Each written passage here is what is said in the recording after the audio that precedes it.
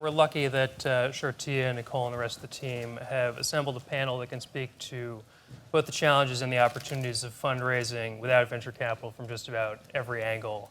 As I think you'll see, at varying scales, Juliana, Drew, and James have all used crowdfunding to supplement or just fill in outright for Sand Hill Road, and Asher is kind of working both sides of the street. Asher, let's start there. With all the gargantuan piles of VC money flooding the startup world these days, what's your pitch to investors who are worried about trying to compete via crowdfunding, whether for due diligence reasons or just as a matter of pure scale? Sure. So OurCrowd is a new model of venture capital, and we use the process of a venture firm, a professional firm, but then we allow investors, the ordinary investors from the street, but accredited investors only, to participate in our deals. And we use a process that allows us to diligence hundreds of companies each month, and we select less than 2% to invest in. And we put our own skin in the game, our own money, and then we share it with our investors. And there's a notion out there in crowdfunding that tier 2 types of companies are crowdfunding, and the best ones are kept under wraps with the VCs. And we don't believe in that. We think that there's potential and access to the best companies, and we tend to invest alongside the top-tier firms in Silicon Valley, New York, and Israel. We're based in Israel, and that's a number 2 ecosystem for innovation.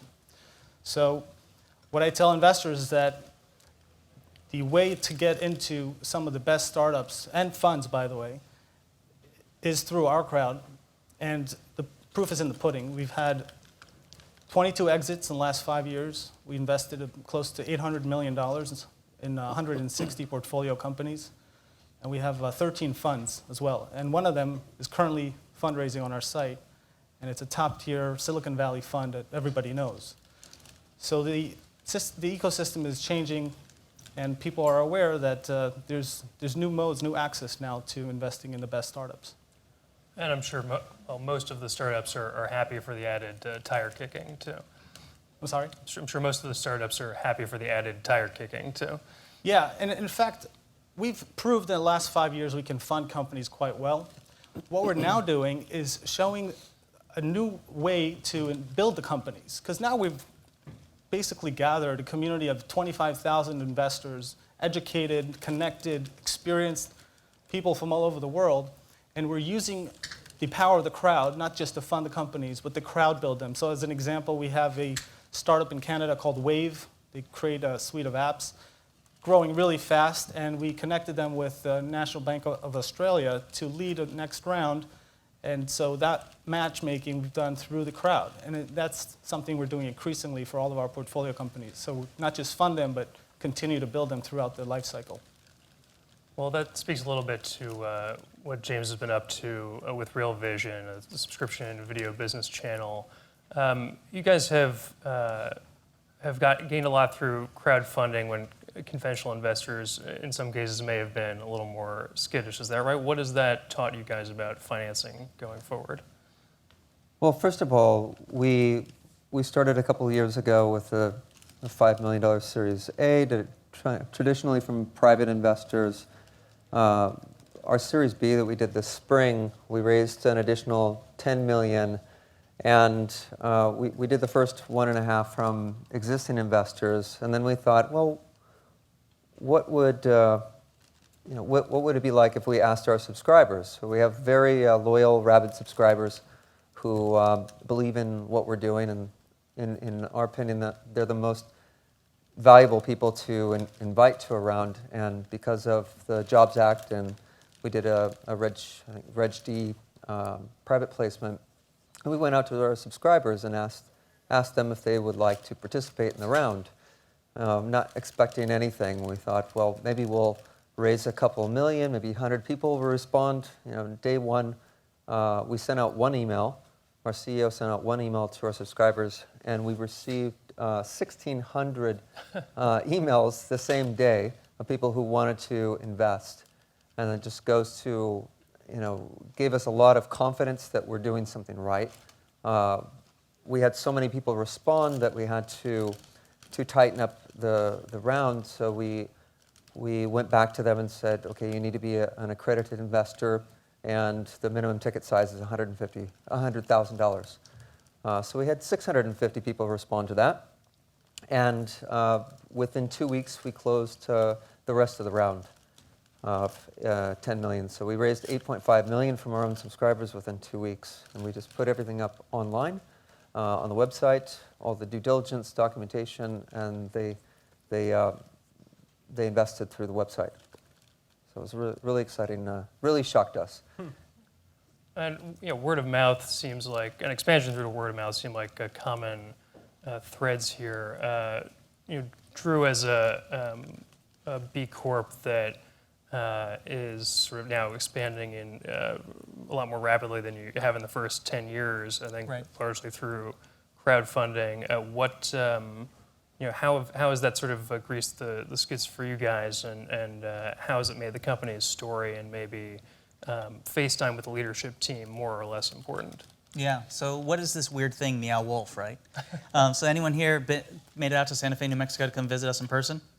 Excellent. If you haven't, you have to. Yeah, so we've been really fortunate. A group of artists in Santa Fe came up with a way to have fun, and we took an abandoned bowling alley. You buy a ticket, you go in, you get your mind blown, you see a crazy world. It helps that we have George R.R. Martin of Game of Thrones fame, who is our landlord, because he lives in Santa Fe and bought the bowling alley, because he believed in the vision of what we were doing. And it was thanks to people like that we were able to get a start in terms of capital. But you can imagine being in Santa Fe, New Mexico, even after 1 million people have come to visit us in 2 years, that we're a little far from the New Yorks and the Silicon Valleys of the world. And so how you access capital becomes a lot of time. And so crowdfunding was very important, thanks to the partner WeFunder. Dylan was here this morning sharing, also as a fellow B Corporation company.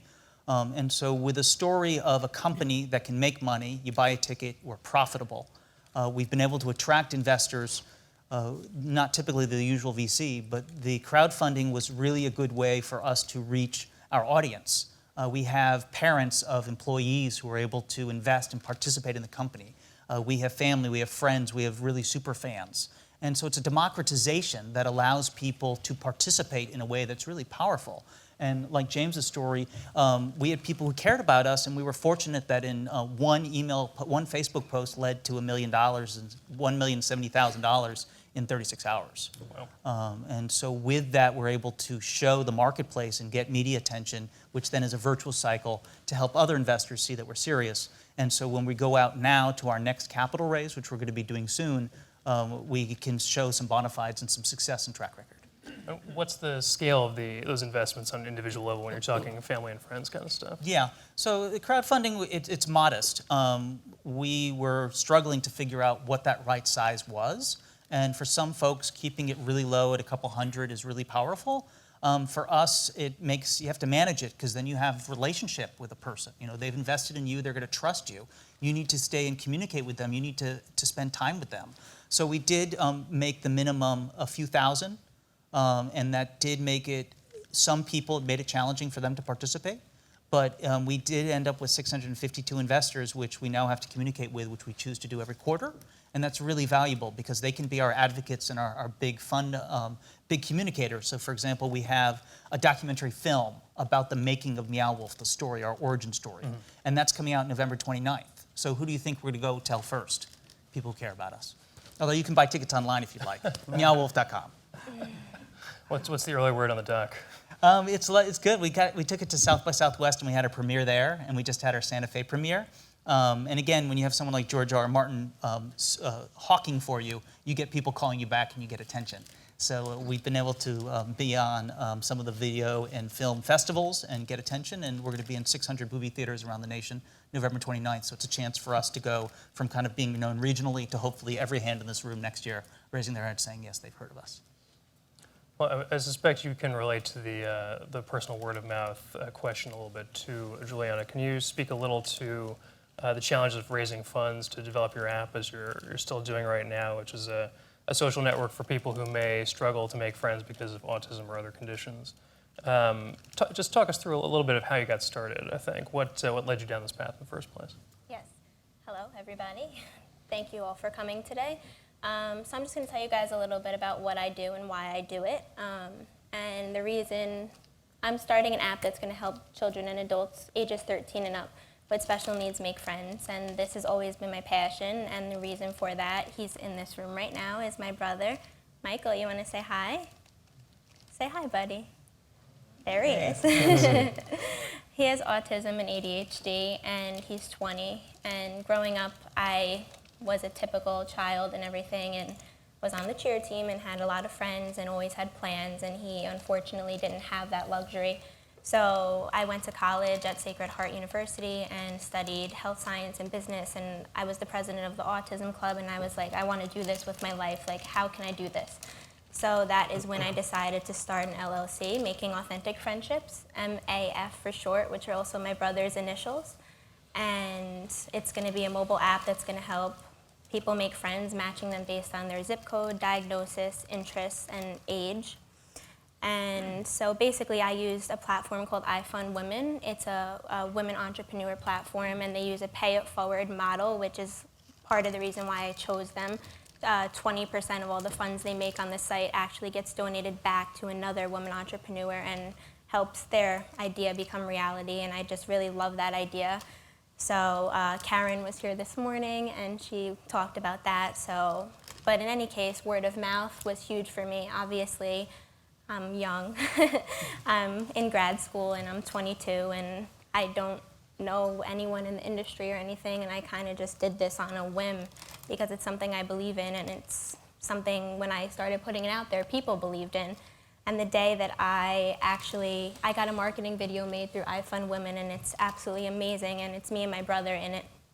And the day I actually shared that on my personal platforms, I was so nervous. I was literally crying before I shared it, because I'm like, what if no one likes the idea? Because at this point, it was a year of work, and no one even knew about it yet. So I did it. I just put my phone away, didn't even look at it, and I came back to millions of shares. It ended up getting 60,000 views on Facebook, and that was just because my friend shared it, and then their friend shared it, and all of a sudden I have strangers messaging me and reaching out to me from across the country, and my platforms on Facebook and Instagram just blew up.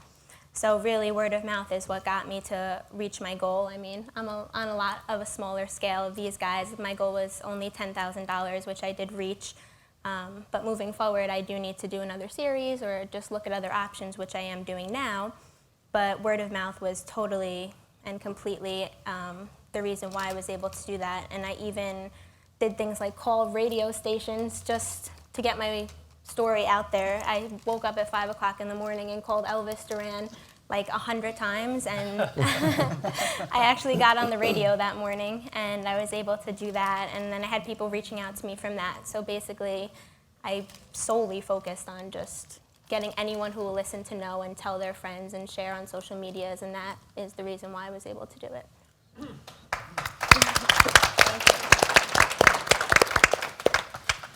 It sounds like you're already doing a lot of things right as a first-timer. What do you know now that you wish you'd known going into this process? Honestly, I've spoke to my colleagues here about that. I just wish I knew how difficult it was going to be. I went into it prepared. I obviously met with the coaches on iFund Women, and really they talked me through it as a first-timer, just what I should do, get an email list, things like that. I reached out to organizations I got involved with. I'm from Long Island, the Long Island chapter of Autism Speaks, and people like that. And my brother attends a place that employs 75% of people with autism, Spectrum Designs Foundation. They're amazing. So I got a lot of connections through them, but I just didn't have enough. I mean, I struggled, honestly, and my goal wasn't even $1 million or anything like that. And I did struggle, and I had to even expand the time limit of my campaign. So if I had to do it again, which I might, I just wish I was more prepared with kind of email contacts, maybe doing things like this a little more. That way I could have more people to reach out to. Well, this question's fair game for the rest of the panel too. How do you go about persuading or reassuring investors who might be skeptical about the nature of crowdfunding of this model? Well, I have three things that occur to me. Number one is make the offering simple and straightforward. I've seen a lot of things where people get either to a lawyer that's making a lot of money or really choose something that's convoluted, like some really wacky safes out there. And just keep it clean, keep it easy, debt or equity. Number two would be have a support system like Juliana mentioned. It's a campaign. And so be excited about a campaign, have people who can spend time communicating and pre-bake it. So the third would be to get people to agree ahead of time so that that first day it really looks good and you can get some momentum and get some local media to go from there. So for us, I think it's two things. One is education. We educate investors on the asset class and on our model, and we set up a professional deal room where they can learn about the investment and hear from the company directly. And also it's about understanding the investors' criteria and what their risk level of comfort and and understanding who to speak with. And not everyone's interested in venture capital, and not everyone's interested in every deal. So it comes down to doing our job well and getting to know our investors. And I think that's the key to some of our success, is that we're not just an online platform, but we actually do a lot offline with high-touch relationships and meetings, emails, events throughout the world. We do road shows on almost every investment so that investors can come and meet the entrepreneurs face to face. And that's a part of crowdfunding that people don't talk about. It's not all online, okay? It's going out there and shaking hands as well. James, how about you guys? It sounds like you had a pretty natural adjacency with your clientele, but I'm sure there was some hesitation at first.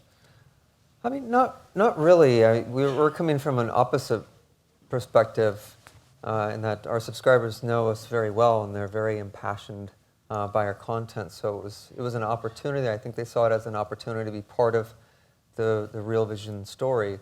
And so I think the main learning for us was bracing for impact. We weren't expecting such a strong response from our subscribers, and we're in a Series C round now. We're raising another $30 million, and we're going to do this again on Friday. Another one email and see what happens. But now we're ready for it. We learned to put everything online so we wouldn't have to deal with thousands of calls. So streamlining it, I think, is really important, or has been really important for us. And now that our subscriber base has grown like 200% since then, we're expecting a lot more input from people. But now we're ready for it. So we're very excited to see what happens. We anticipated my next question, which is what do next moves look like for you guys, and to what extent does crowdfunding become a bigger or smaller piece of the pie? Drew, as you guys expand and sort of leverage up, how do you plan to either leverage crowdfunding into more conventional kinds of investment or not? Yeah, good question. So we like the crowdfunding for donation or the Dharma, Karma, particularly for pre-sales when we get to Las Vegas and Denver, which are our next two physical locations, and then also with things like movie tickets and things like that. So to be able to pre-sale or to have people contribute and get a prize or something like a snaggy pin for their contributions. From an investment standpoint, it's really difficult. And as we have more institutional investors, they're challenged. The crowd and the institutional world, I think, don't really trust each other. And so our experience is that they don't mix it anymore. And so as we go for larger amounts of funding, we're going to be offering both equity and debt in the near future. And so that's going to be with high minimums because it's just a transaction cost question as we start to grow, and we're looking for significant capital. So the crowd is going to be more for the donation side of life and for relationships and for social media. And I really look forward to times where Juliana every year can be using this again and again as a tool because I think that that's really valuable. And I also like what our partners at WeFunder and others are doing with kind of a fund of funds model. So if I'm an investor and I only have a small amount of money, I can diversify my risk by choosing 10 or 100 entities to participate in. And I think that'll make it successful. And when we have more crowdfunding earning returns and some exits, which is a work of our colleague Asher here, then I think that's going to help the regular crowd get more comfortable with it. Asher, are you guys also seeing that kind of fairly strict bifurcation? So for us, we started with accredited investors only, private investors, and now institutions want to be part of the crowd because the name of the game of venture capital is quality deal flow. That's what it's about. And so they want in too. And we are now working towards creating new programs and relationships with bigger family offices and institutional investors as part of what I do here in New York and in the East Coast in general. But also working more towards getting the right funds on the platform. So not just directly investing in companies, but offering fund products. So the beauty of technology is the impact on humanity at scale. And so we're going to be announcing an impact fund coming soon. I can't tell you exactly when, but it's in the works. And there's other funds as well. So those are the main two ways we're going to be scaling the platform in the future.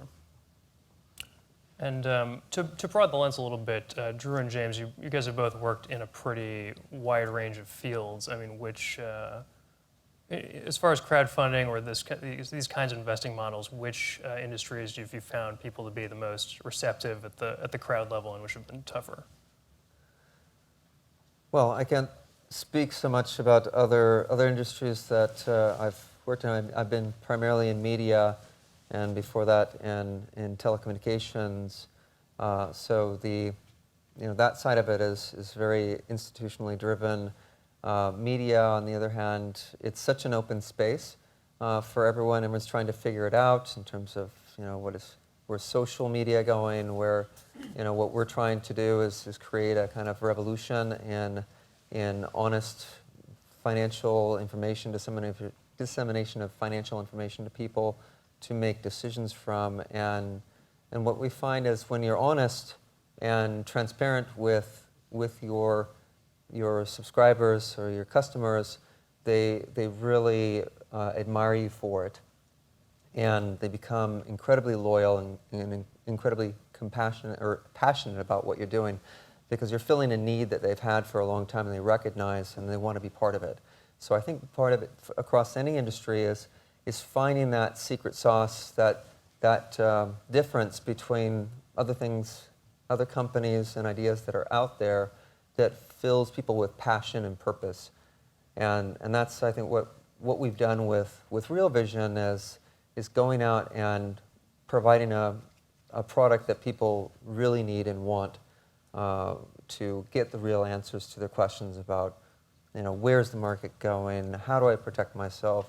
What are these people and these hedge fund managers and top-level traders? What are they thinking? What are they doing? Now they're sitting down for an hour and a half with us and telling us all their deep, dark secrets about, or their biggest vision of where they're going. So I think having the trust of your customers is crucial to bringing them into the circle, which we did through our crowdfunding. And I think those are the best investors you can possibly have, is people who believe in your purpose and your mission, and they're along with you to support you in that. Yeah, I agree with James. I think it's very well said. I don't think there's specific sectors, but certainly it's a customer base. So B2C feels like it is more logical. We're a B Corp, a Delaware Public Benefit Corporation, and there's more than now 5,000 socially responsible companies that have chosen to certify. And I think that's a really good opportunity. I'm really excited about the potential to get beyond kind of the Western markets and see if we can do this internationally, although there's a lot of trust issues, and we had the lawyers here earlier warning us about everything we're going to do is going to be bad. But I think there's a real opportunity. Sorry, lawyers.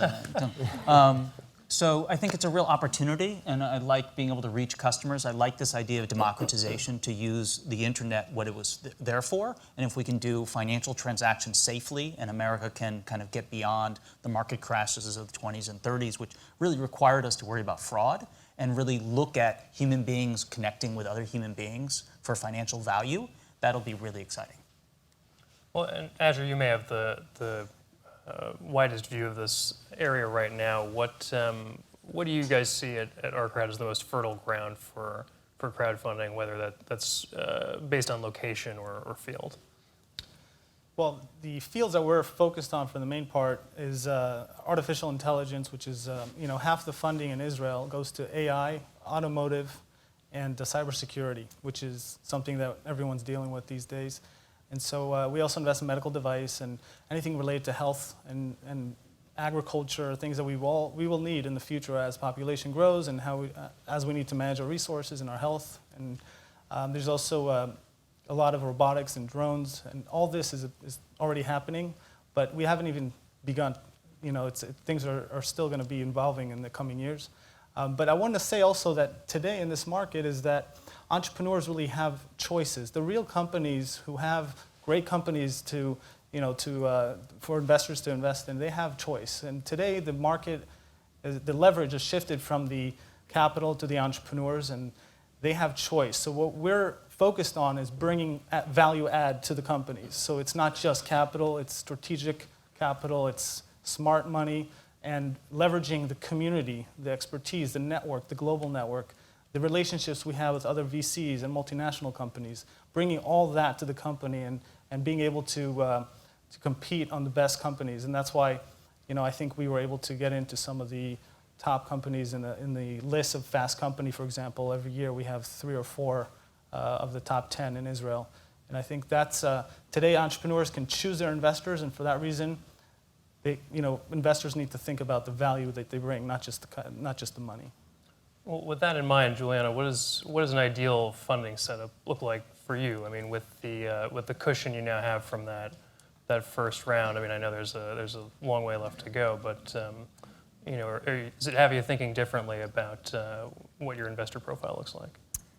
A little bit. I definitely think of something like what I'm doing, like social good type of thing, is definitely a perfect type of thing for crowdfunding, because it's the type of thing that it just grabs people's attention. There's a story, there's a reason behind it, and that's why I kind of obviously it's super personal to me, but I kind of run with the story because that's what people like. So I think crowdfunding is definitely a good fit for me, and I probably will do another round. But it's always good to look at other options. I'm looking at even things like grants, like what I'm doing can fix a medical problem, because the loneliness that these people feel even makes them depressed and makes them, it turns into a medical thing. So I'm even working with some doctors and some people in the medical field to look at grants and other things. So I'm big on not being closed off to one option, but definitely being open to any option, especially someone like me, because I just went into it not really knowing, and I learned as I did it, and that's the best way to learn.